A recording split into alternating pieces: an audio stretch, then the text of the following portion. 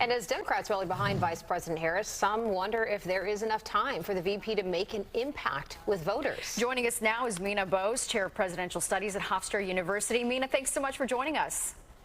Oh, glad to be here. It's been exciting, interesting times. Yes, to say the least. I mean, time is of the essence now. We are 4 months away from Election Day. We just heard Biden saying that he will campaign for Harris. I mean, how crucial is it for him to be throwing his support behind her at this time?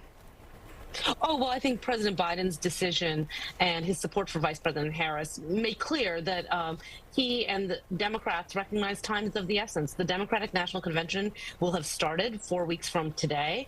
The general election is less than 4 months away, November 5th.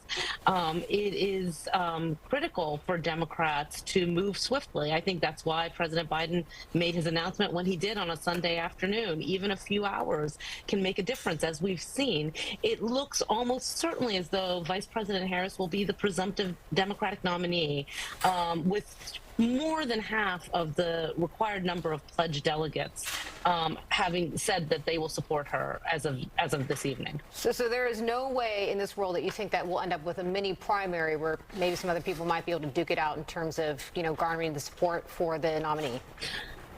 I don't know if that could happen for the vice presidential spot. I tend to think that's actually unlikely because I think Democrats recognize that unity and cohesion are essential.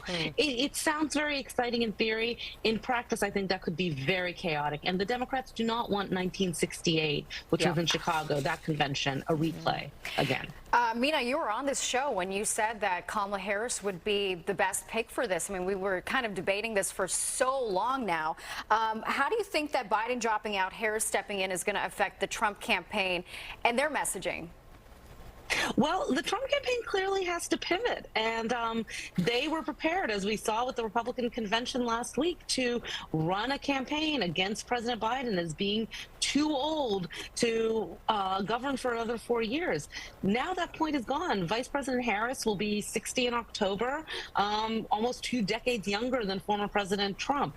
This her as the presumptive nominee, that injects a lot of energy into the Democratic race. Now, it's still this is a competitive election, but the Democrats now have the energy they need to mount a strong campaign. Meena, some people say that the Republicans don't need to pivot at all because if you watch I guess a lot of their talking points, a lot of it is about the border, which VP Harris was in charge of, as borders are. So if they don't really have to change their messaging, what is VP Harris's response to such a failure there?